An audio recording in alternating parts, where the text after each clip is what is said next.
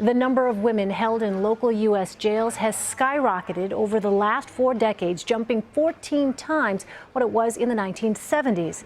That data comes to us from the Vera Institute of Justice, which found fewer than 8,000 women were behind bars in 1970.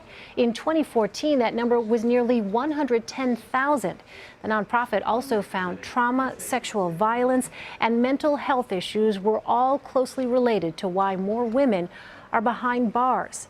Joining me now is former civil rights attorney and associate professor at John Jay College of Criminal Justice, Gloria Browne Marshall. She recently wrote a report on the status of Black women and girls. So, Gloria, I want to just get right into the heart of these numbers here. The increase of women in U.S. jails has surpassed the growth of male prisoners at a time when many are calling for more prison reform, especially on nonviolent offenses. What accounts for this increase? Well, the increase in rate and not number, but the rate is so substantial. We have to look at first that we've had this increase in nonviolent drug crimes, and most of the arrests of these women involve nonviolent crimes, particularly drug crimes. Also, you have to look at the fact that there are so few reentry programs and training programs for women.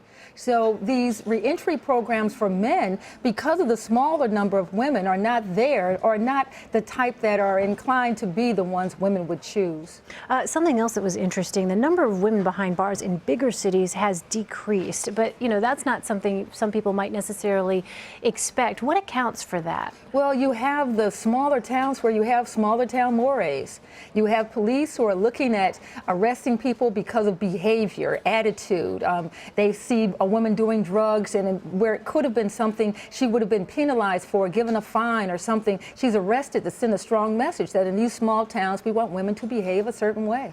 Let's talk about this New York Times article which profiled Dolphinette Martin, who was arrested on shoplifting charges 10 times and was held in jails and prisons throughout Louisiana from 1994 to her final arrest in 2005.